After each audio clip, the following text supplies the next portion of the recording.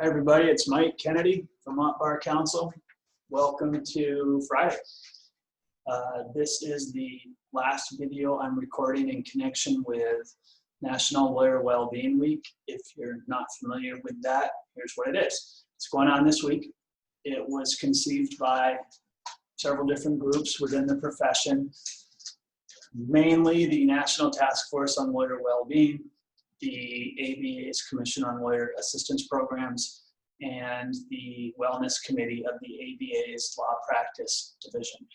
And what they've asked people to do, people like me whose jobs relate to attorney wellness, is to help them raise awareness and spread messaging.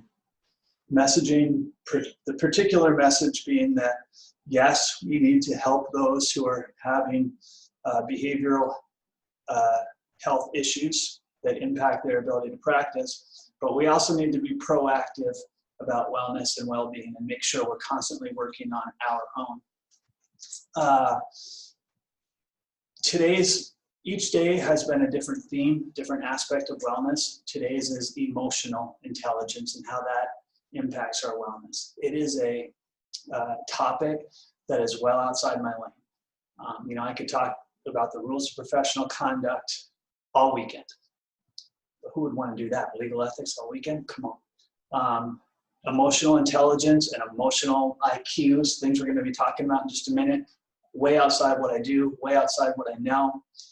What I can do is this. I can tell you to go to the website maintained by the National Task Force on Lawyer Wellbeing and look at the resources there. They are fantastic and they're done by professionals who know what they're talking about.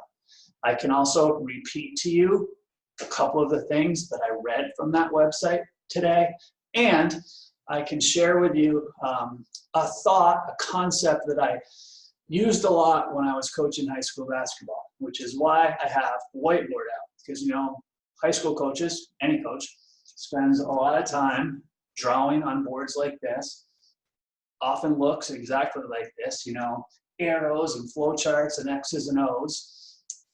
The best laid plans, then you go out and continue to make shots or miss shots, whatever. And maybe they miss shots because my handwriting is so bad.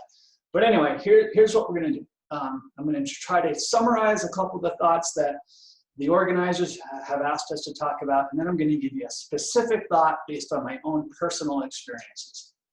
So the summary, we all have an emotional IQ, which, as I understand it, is our response to both positive emotions and negative emotions.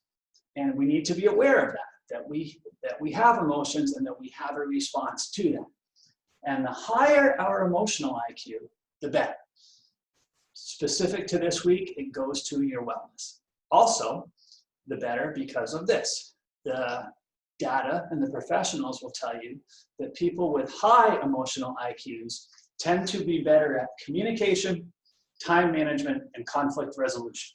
That's all people.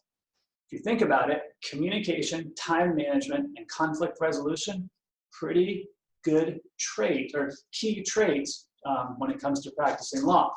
So there's a reason for lawyers to work on increasing their emotional IQ. Another reason for lawyers to do that. Okay. So a couple things when it comes to emotional IQ. It's okay to feel negative. It's okay to acknowledge that negative things have happened to me and I feel like I'm having a negative response. That's human nature. That is natural.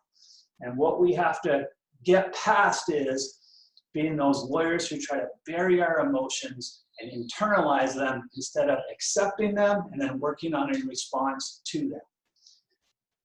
So when it comes to a response, there are long-term responses that I'm not going to talk about today, because that long-term response, putting in place, the habits and the support structure to deal with adversity and stress and anxiety, way outside of what I do.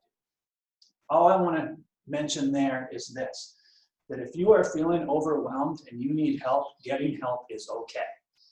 My good friend Dave Marlowe, the athletic director at Mount Mansfield Union High School, does a great job with the student athletes out there, reminding them that it is okay not to be okay. You know, it's okay to get help. We need to do the same as lawyers. Getting help is okay. You're not going to lose your law license for seeking help. So if you're one of those people who is overwhelmed with stress and anxiety that impacts the profession, and you want that long-term help, give me a call. I can get you some referrals. Call Josh Simon at the Lawyer Assistance Program. He can get you some referrals, but just remember, it's okay to seek help.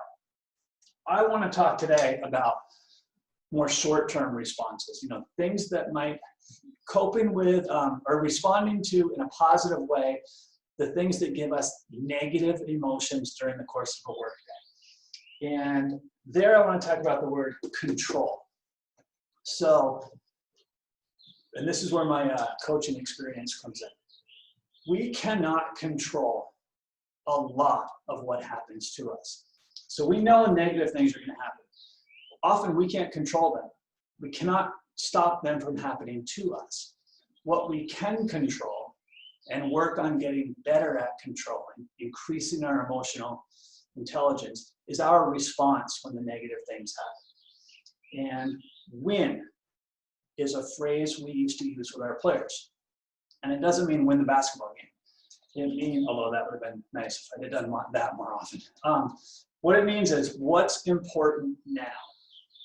So here's an example. Kid takes a shot. Kid gets fouled, misses the shot. However, the ref doesn't call a foul. Or kid is wide open. Teammate just has to pass kid the ball. Kid will make a layup. Teammate throws a terrible pass, 8 feet over kid's head, hits the wall, goes out of bounds. Well, the wall is out of bounds. Other team's ball. Kid can't control the fact that ref didn't call a foul. Kid can't control the fact that teammate threw a bad pass. Kid, however, can control kid's response.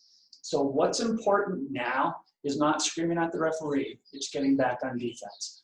What's important now is not yelling at your teammate, telling the coach to get somebody else in. It's supporting your teammate and running back on defense. So I think we can take a lesson from that as lawyers. We can't control the bad things that are going to happen to us during the day, but we can control our response. And on that, I want to go to the phrase short term. Sometimes in the short term, we're tempted to do something that we perceive as providing us with a positive emotion, but it doesn't. It's not good, it's not positive, and it's actually a sign of a low emotional IQ. Here's my example. You get that phone call or email or motion from opposing counsel, or an email from the problematic client, or the email from a supervisor who you just don't see eye to eye with. And whatever communication you get is negative, it's nasty, it's mean, makes you feel bad, gives you negative emotions. In the short term, it's very tempting to be nastier and meaner in your response. You feel like that makes you feel good. That's not good. That is not a sign of a high emotional IQ. You can't control how that other person treated you, but that's not what's important now. What's important now is your response to how you were treated. And that response can be positive. And I think that's a sign of a high emotional IQ. That's kind of the message I wanted to get across today. And it leads me to a final story. A couple of years ago, my dad's wife sent me a great article by a woman named Sharon Salzberg, and it's called Your 3 Feet of Influence. And she talks in the article about, you know, we can't control a lot that goes on in the world, a lot that happens to us, but we can control how we treat others who come into our little circle, our 3 feet. And we can act with civility, and we can act with kindness, we can act with respect to whoever comes into our circle. And I loved that article. I loved her point. And it made me think of WIN, because it made me think that we can all win our 3 feet by remembering that what's important now is how we react to whatever negative thing happened to us. Remember, we can't control the negative. They are going to happen. We can control how we respond. And my last point on that is this, is that it's not only about our own wellness. We have to be cognizant of our impact on other people's wellness.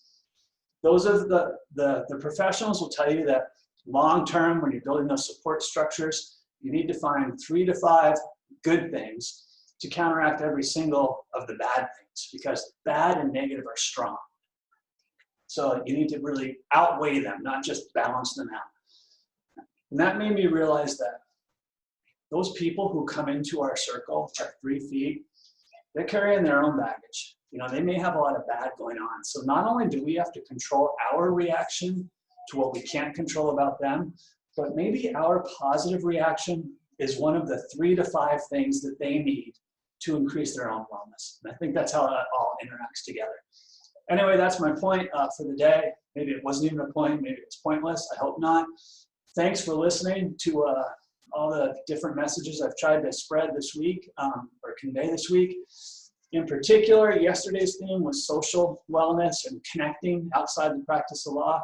Thanks to everybody who took part in the pub quiz that I streamed last night. I'm working on uploading it to have it available on demand.